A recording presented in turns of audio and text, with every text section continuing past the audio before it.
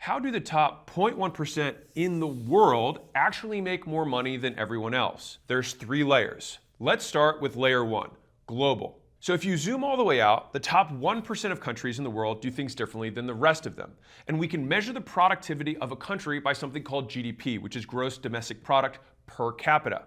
Now, the per capita part just means how much total production the economy does. So just think revenue, think sales. And then per capita is per person. And so this allows us to normalize different countries that are big countries versus small countries and see how much the individual is making. Now, the reason this is so important and why we start at layer 1 global is because if you even out everything, you will be able to see the strongest levers on wealth creation because they're just done in aggregate.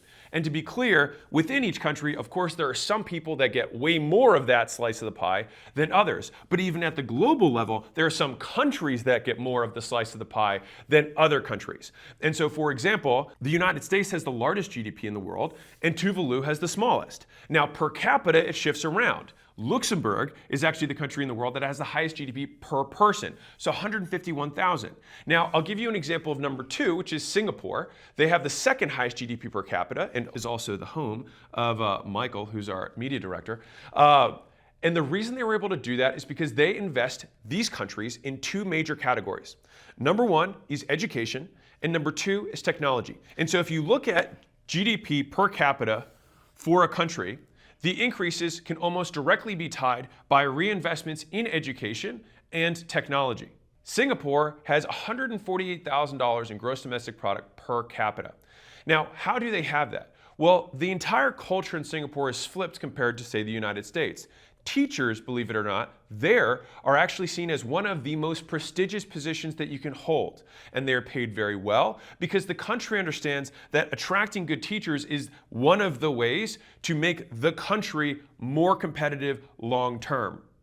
And so if we think about this at a global level, which I think is important, is what are the inputs that every country has that's even? The inputs are time and bodies. And so at the very basic level, anybody at all these countries at level 0 can do menial labor, which is basically things that require no skill to do. So if I had a conveyor belt of switchboards and I had to plug 2 things in, another one comes in, I plug 2 things in, it's typically something that you can train someone to do in about 5 minutes. And then you're just basically having them trade their time and doing this very simple task repetitively. Now, that is typically not valued nearly as highly as other skills, which is why countries will invest in technology and education. The education so that they have more skills, the technology to do 3 things. Technology does, number 1, it allows you to do more of what you currently do. So that switchboard person, if there wasn't a conveyor belt in front of them, wouldn't be able to do nearly as many of those things as someone who did. The second thing is that technology allows you to do what you can already do even better. And so think of both of those in terms of units of time, because remember, this is one of the key inputs that everybody has that's even. Whether you're in the richest country in the world or the poorest country in the world, every single person has the same 24 hours. And yet some countries massively outcompete other ones, just like some individuals in every individual economy massively outcompete people within them, which will peel back in layer 2. Let's think about it like this. If you have a brain and 2 hands, then what allows you to do more with that brain and 2 hands? Well, technology lowers the skill requirement to do anything, right? Like if you had to figure out how to build a house but you couldn't use tools, you'd have to have a tremendous amount of skills. But all of a sudden, if you have a saw and you have some nails, then you wouldn't have to figure out how to break trees and interlock them and do all sorts of craziness, right? That's at a very basic level. But on top of that, it allows you to do more of what you're already doing. So that means you're doing more per unit of time. Remember, everything's going to be traced back to time. Or you do higher quality, which also is traced back to time because maybe it would take you a longer period of time to make something that good, or it would just simply be impossible. Right? Which is why it's such an advantage that in the early days of smartphones, and I don't even know if they still do this anymore, but you're not allowed to use a smartphone when you take tests because it's such an advantage that it shifts the whole curve. Which I think, by the way, they should allow you to do that because that's how the real world is, and I think the point of school is to prepare you for it. And so imagine you have 2 different sets of people. You've got 100 people on one side and 100 people on the other. And the 100 people on one side have electricity, Wi-Fi, internet, computers, versus the others don't. Well, which one's going to produce more economic value? Obviously the one on the left. Not because these people are inherently better than the others, they just have technology on their side, right? And so we have to think about ourselves from the country all the way down using the same tools. So at the first layer, the wealthiest people in the world, the 0.1%, invest in gaining skills, buying technology, or learning skills to use that technology. Now, if you're hearing this, you might think, like I would, well, cool, that's great for them, but what about me? So that enters into layer 2. So let's zoom in on that. What are the skills that actually create the production at the individual level? So instead of global, now let's talk about that per capita, that person, just like you, just like me. Now, how do the 0.1% actually create that gross domestic product, that gross production, that revenue that then gets categorized for the entire country? Well, there are 3 skills that I'll call BSL, and then they're multiplied by something that I'll use as R. And you're like, what do these all stand for? Well, the first thing, category of skills, is around building. You make stuff. You either build bridges, you build software. Sometimes building is putting together things so that you can do services, but you build stuff. The second is you sell stuff. The third is you lead people. And these also chunk up, if you want the fancier terms here, to mechanical, verbal, and social skills. So these are the 3 overarching categories that skill development, as it relates to GDP, can get bubbled up to. Now, to be clear, each of these skills are not binary. It's not, oh, you know how to build. Oh, you know how to sell. Oh, you know how to lead. But it's how well can you build? How well can you sell? And how well can you lead? And so with each of these, they create leverage. They get you more for what you put in, specifically time. Because if I build something, then I can have many people use it over and over again. If I learn how to sell, I can sell many people at once. If I learn how to lead, I can get many people inside my company to do many things on my behalf. And in each of these situations, that one person starts to accumulate the aggregate production of everyone else that touches either the thing they built, how they got people to exchange money for it, or the people that they were able to lead to deliver. And the outcome of all of these things is the big thing that everyone cares about, which is money. Now, the longer that this lever gets, meaning if I get better and better at building, then more money happens on this side. If I get better and better at selling, more money happens on this side. If I get better and better at leading, I can pull this lever with more leverage and get more money. Now, what do the richest people in the world have in common? Well, not only do they have one of these skills developed out a lot, many of them have all of these skills super maxed out. And the difficulty with this drawing is that it's very hard to show that maybe the average person's lever looks like this compared to what the richest people, the 0.1%, actually make. So let's zoom in on some of the biggest financial success stories of our time. So if you look at Zuckerberg, for example, who's the founder of Facebook, when he started, he probably mostly just had build skills. But those build skills were enough that eventually he learned a little bit more about promotion. He built some promotion into the product, which allowed him to get more people on. Then over time, he developed leadership skills so that he could lead the company.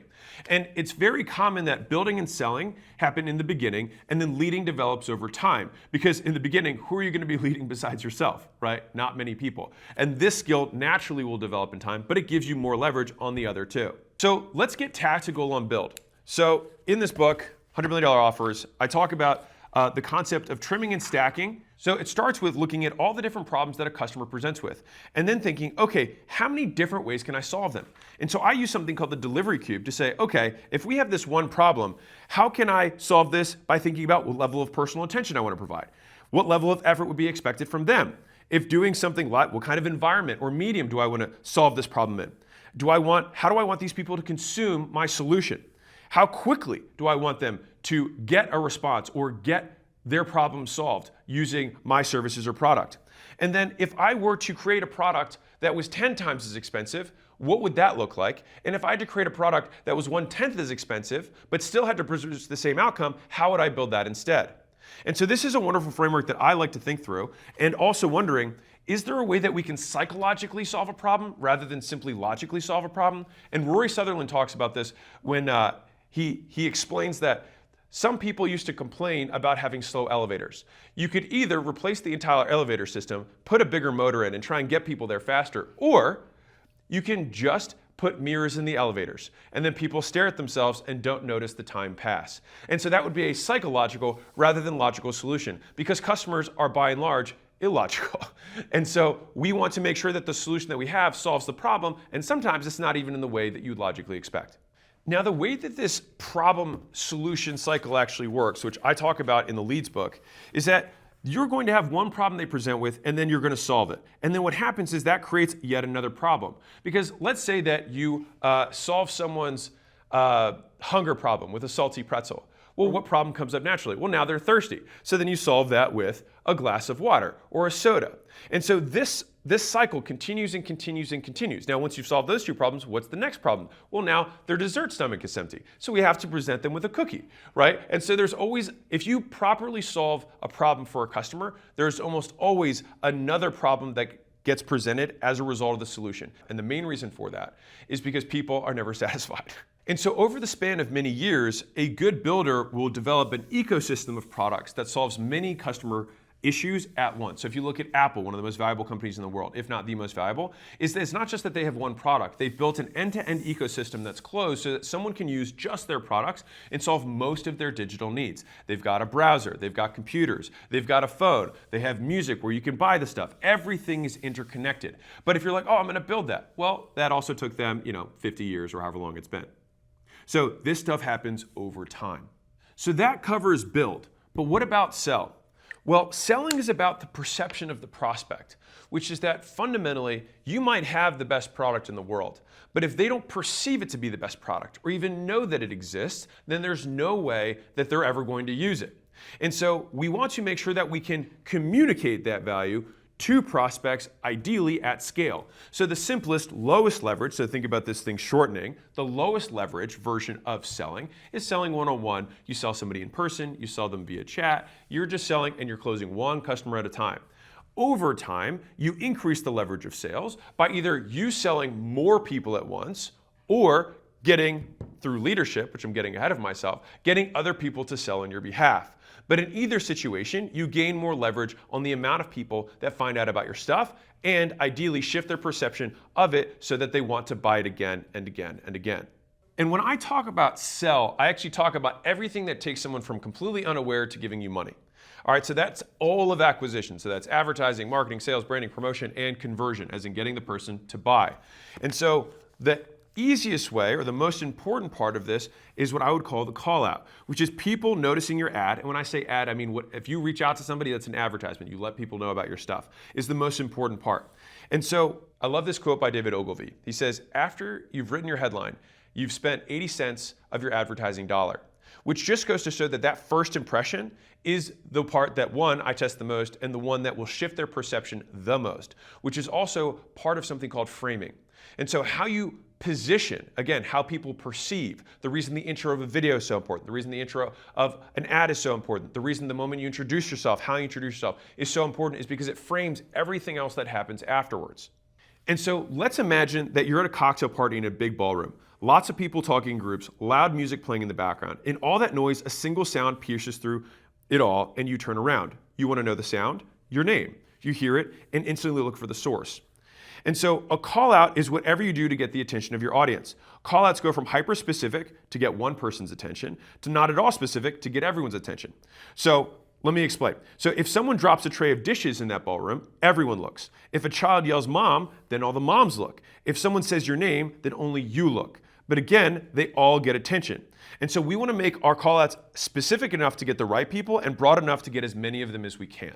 And so with each of these skills, you will typically start narrow and go broader. Facebook, when it started as a product, was very narrow, and then it just started with college students, and then it expanded to high school students, and then it started going to adults, right? When you sell in the beginning, you're just going to advertise to a very small niche, as tiny as you can, mostly because you can't compete in the ocean. You're not a big enough fish yet, but you can win in the tiny pond, right? Or maybe even a puddle.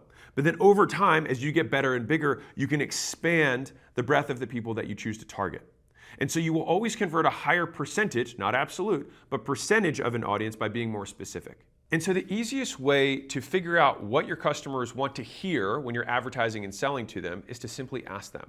And if you want to be a super advanced student, go look at user reviews of all your competitors and figure out the things they complain about. And then talk about those pain points and the things that you want to attract them with. Now, the 0.1% know how to build things, then how to let people know about it and get them to give them money for it. the second core skill here, which then leads us to the third skill. Because once you're building and selling and building and selling, you're probably going to need help. And that enters into leading. So these are the social dynamics. The reason I think leading is arguably the most important skill, besides learning, is that it is a meta skill. It gains you access to everyone else's skills.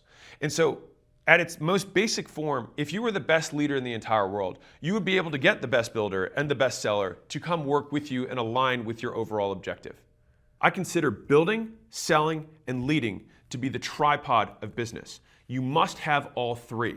They are the tripod of business. You must have all three. Now, you can be imbalanced and have a stool that looks a little bit weird.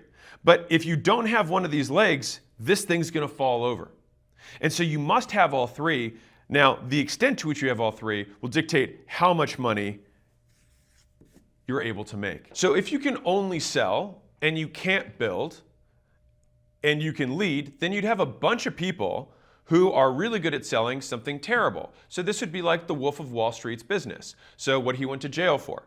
And so that is basically lying at scale, not good. If you just build and no one finds out about it and you're good at leading, for example, then you'll just have this thing that's sitting in your garage that you promise is amazing, but no one knows about it. And so if no one knows about it, no one can buy it. And on the third extreme, and this is why this one's a little bit more interesting, is that if you could lead and somehow you found a bunch of people that no one in the organization knew how to sell or build, this is why this is a meta skill, then really nothing would happen because you'd have nothing to build and no one would find out about it. And you just have a lot of people that were somehow organized around doing nothing. And so these are the core things that actually generated the activity. The leadership aligns those activities in one direction. So fundamentally, every single time you're considering bringing someone into an organization, and this is what we're thinking about, like either you are the person getting brought into the organization or you're the person that owns the organization. But we're talking about the 0.1 wealthiest percent of people. And this is how they think, which is that every new person needs to support either selling more people or making them worth more through making the product better. Because the sad truth of it is that every new hire is a guaranteed cost, but is not a guaranteed return. And so unless they are building or selling, they must support the activity of building or selling, or they are waste. And to give you a classic example that's been touted a lot is Steve Jobs, the late great Steve Jobs, was a very good leader. Now, a lot of people say that he was tough, but they say that they did the best work of their lives when they worked with him.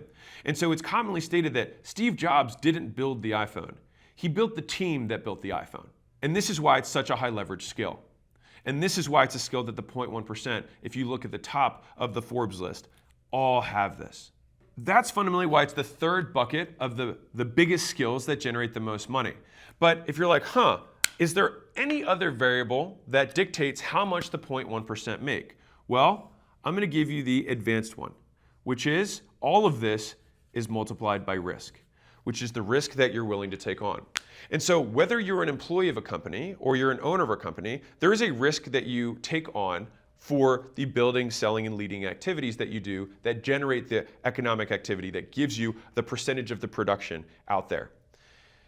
If you're willing to take on more risk, this is a multiplier on all of these skills. So if Steve Jobs, and Steve Jobs is a perfect example. When Steve Jobs had the company when it originally went public, he owned 15% of the business. He ended up leaving for a period of time, starting Pixar, and then he came back like 10 years later. When he came back, he was gifted a much smaller percentage of the company. Now, here's where it's crazy. When he originally IPO'd Apple, he had 15%. If he had not sold those shares, that 15% today would be worth $465 billion, making him by far the richest man in the world had he lived to this point and kept his shares. And so the reason that he was never the richest man in the world is because when he sold his shares, he gave up a lot of his risk. He gave up a lot of his upside. Bill Gates, to the same degree, when he IPO'd, had about 49% of Microsoft. Now, if Bill Gates had continued to double down on that risk rather than selling and diversifying, which is what he did, today Bill Gates would be worth $1.5 trillion. He would be more than a trillionaire. But because he chose to diversify, he decreased his risk, and so he got less on the asset that he owned, which was built through building, selling, and leading. If this video is helping make things click for you, which is, okay, I want to make the most money humanly possible. I want to model the 0.1%. And I understand that I have to build, I have to sell, I have to lead, and I multiply all of that by the amount of risk that I'm willing to take on. If you know somebody else in your organization, or you want to share this with your employees, it would mean the world to me, because I'm trying to make the world a better place through economic activity. And I believe that fundamentally, every economy in the world could be super developed if everyone had enough education and skills. So building and selling, that feels relatively straightforward. You learn how to code, you learn how to make a service, or you learn how to advertise, you learn how to sell. But how do you learn how to lead? Well, I think an important part of this is learning how to orient behavior in a specific direction that yields the highest returns. And when I say orient behavior, I mean the behavior of the people who work for you or work alongside you. And the strongest way that I have been able to get better as a leader is by eliminating wasted communication. And so what that means is both internally amongst themselves, but also from me to them. And so that means that I think the vast majority of people are very ineffective communicators, is that they say many words, and most of the times they don't even know what they're saying. And I'll give you an example. So I had a director a couple days ago who came up to me, and they wanted to reconcile. This director was over a department, and they said, hey, one of the people on my team has basically complained that somebody who's a direct report of mine is doing this issue. And so I said, and I'll tell you the words that they said. They said, I'm here because I want to bridge the gap between this department and this department, and I want to support the growth and the overall initiatives of the business. And all of those sound like wonderful corporate words. But I looked at the person and I said, what do you want to have happen? And they kind of looked at me differently. I said, what behavior are we currently doing that you would like us to stop doing, or something that we're currently not doing that you would like us to start doing? And so what's interesting is that when that question was posed to the individual, they actually didn't have the answer. And so this is very common, is that someone will know that there is a problem, but they will not come with an intended change in behavior. And so you have to take that extra next step and say, okay, there's a problem. What potential changes in behavior on my team or someone else's would need to occur in order for us to decrease the likelihood that this problem happens again in the future? And so when you frame things from what would I like to occur, or what would I like to have happen as a consequence of this conversation, you'll find that many conversations don't need to be had to begin with, because most people don't even define that. And so they basically just make face noise at each other for 30 minutes and call it a meeting. But no one actually changes what they do. And so if you don't change what you do as a result of a communication, it was wasted. It literally took effort from both people, time from both people, and then no change occurred. And believe it or not, this is the vast majority of people in the vast majority of companies, which is why the biggest threat to big organizations is waste. And so if you want to lead, you need to learn how to communicate clearly what you want someone to do, what you want them to stop doing, or you want them to do instead. And by defining it in those terms, it cuts away a lot of the ambiguity. I had a meeting not that long ago with a different person in the company. And I said, I don't understand what you do. Please explain it to me. Now, most people, you could imagine, would be terrified by this question. But I said, I'm not intending to intimidate you. The point is that I actually don't understand, and I'm seeking clarity. And so one of the first things the individual brought up is, I do a lot of this research so that I can better understand X, Y, and Z. And I said, what does that change about what we do? And the honest answer was, it hadn't changed anything about what we do. And I said, so then if all of this time that you spend researching doesn't change our behavior, you don't need to do it. It is a waste of time.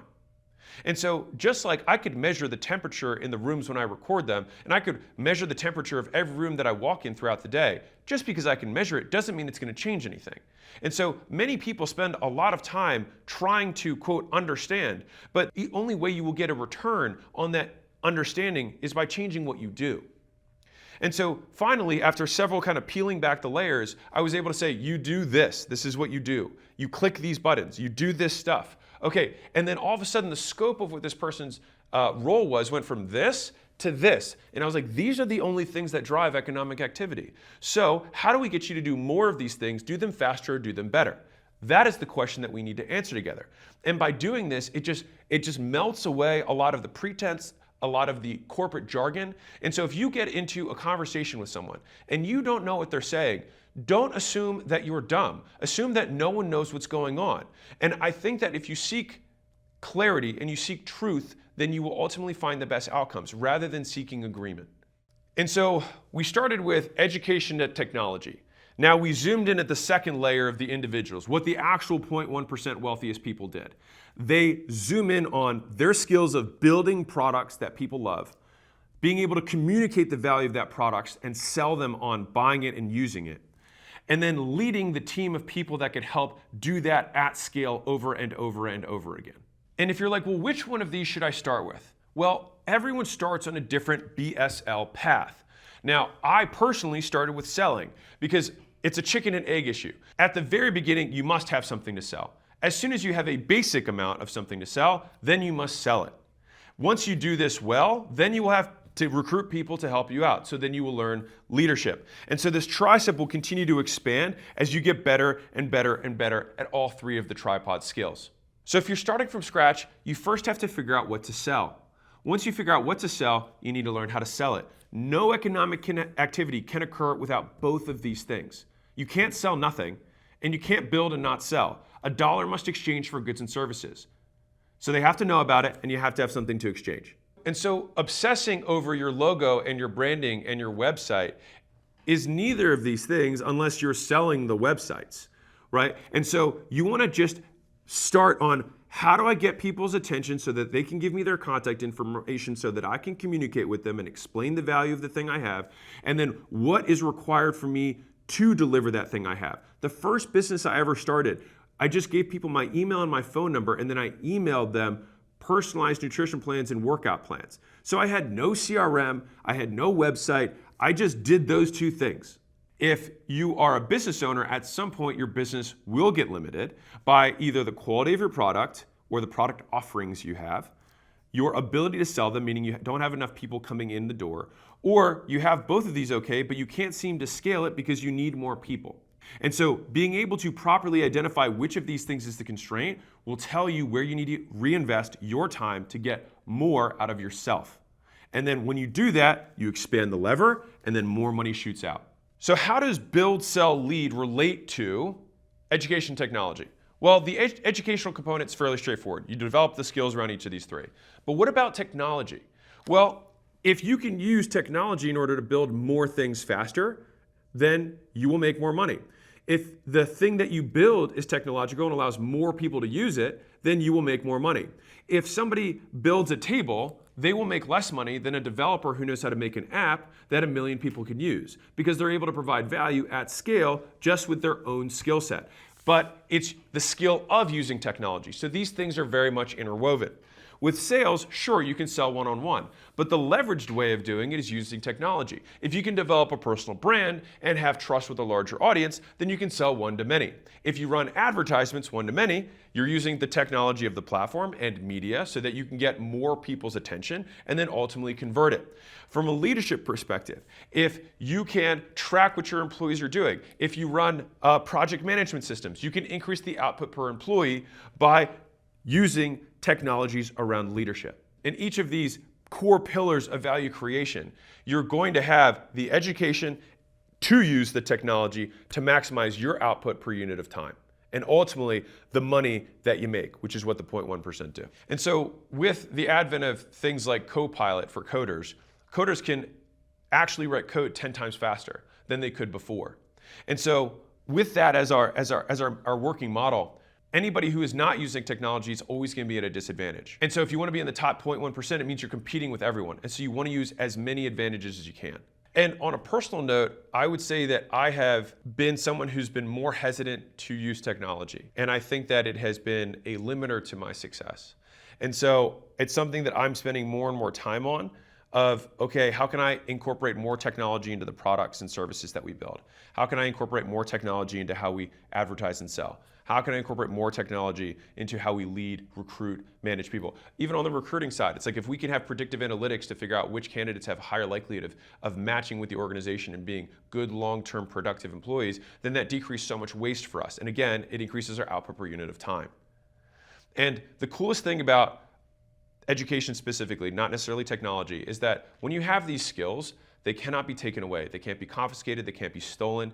And this is near and dear to my heart because My family we are Iranian, but during the revolution, we left the country and all of our assets were seized. And so in the United States, this seems like a very crazy thing that you could lose everything overnight.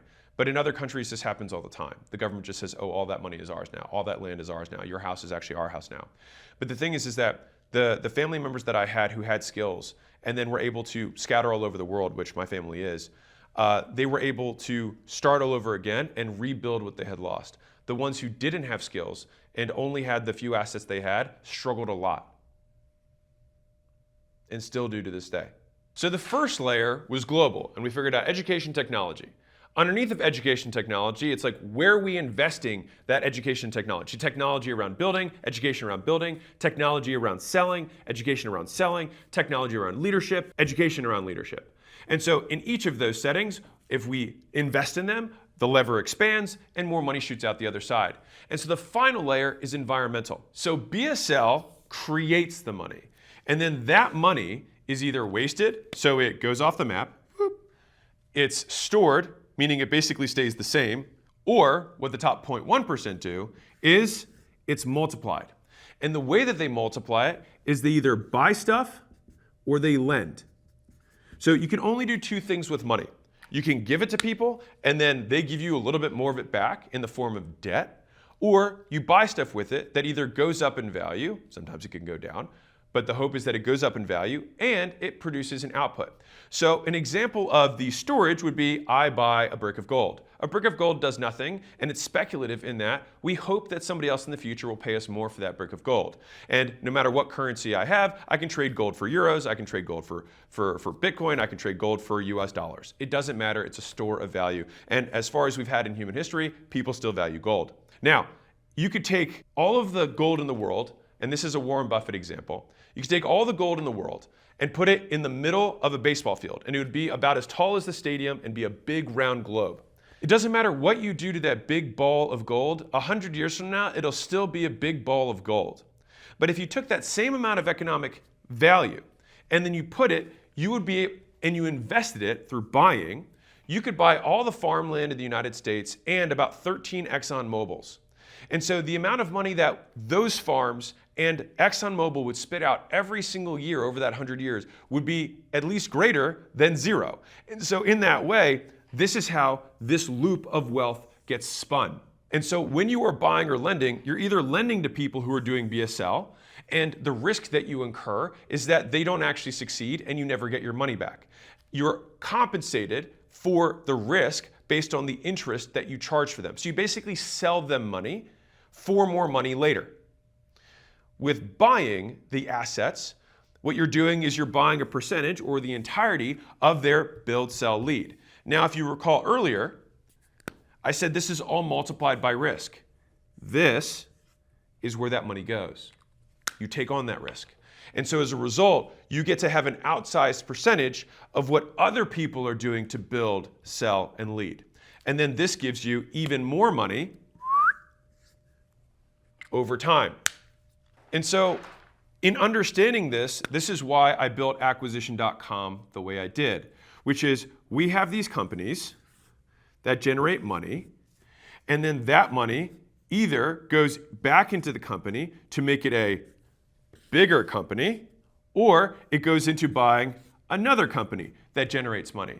But then this process repeats itself over and over and over again, and it compounds unto itself. So no matter how big you get, you can keep reinvesting all of that money, and then it's a percentage-based growth. So whether it's $1 million growing by 10% or $1 billion growing by 10%, you're still growing 10%, but the absolute amount of what that 10% is $100,000 versus $100 million. And so if you're the individual, you can take this money and you can invest it in people who are going to do build, sell, lead in your company, where you take on more risk, which means that you get outsized returns on the investment in the people that's within an organization. You can buy a slice of an organization of all of those people and not have to necessarily do anything. That's what the public markets are more or less all about, or investment funds do. Or at the most micro level, you could just take that money and invest it in yourself by buying skills. And what does buying skills even mean? It means you pay someone to give you feedback on an activity such that you can replicate the outcome that they can already do. Fundamentally, that's what buying skills is.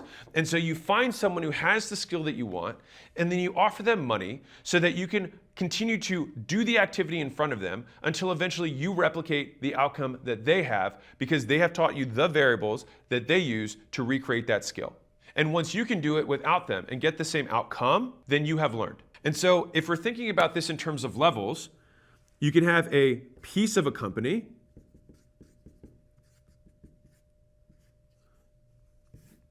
You can have people that you hire in a company. Or you can put that money into yourself. But all three of these are going to relate to BSL, build, sell, lead. And to what degree is the risk that you take on? So buying a piece of a company would be probably higher risk. A little bit less risk would be bringing somebody in and paying them. The lowest risk is going to be investing in yourself. But here's where it gets kind of interesting, is that when you invest in yourself, this can also give you all of the skills that you need to do all of these things better, which is why, and I will continue to hit this until the day I die, you will always be the best investment. And so you want to max out this bucket to the greatest degree possible. And the limitation that you will have when you do reinvest in yourself is the time it takes to learn the skills and how many skills you can learn. But at any given time, you should always be spending as much money as you can to buy the most valuable skill that is constraining your growth. And so if you look at build, you look at sell, you look at lead, you figure out the one that's limiting you the most, and you put as much cash into that thing as you can. You pay every expert you possibly know or don't know or need to know in order to get what you need to move forward. If I could isolate one decision that has changed my life forever, was the willingness to invest my money in the potential to learn a skill from someone who is further ahead than me. And I will probably do that till the day I die because I have gotten better returns on that money than anything else in the world. And if you enjoyed this video on what the 0.1% wealthiest people invest their time and money into, then you're going to love the video that I made on leverage. It's the #1 video on my channel. It's basically how to go through a wealth warp of time. It was one of the first presentations I made before I became public. Basically a consolidation of many of the thoughts that I had that created the generational wealth that my wife and I have been able to experience. I hope you enjoy it.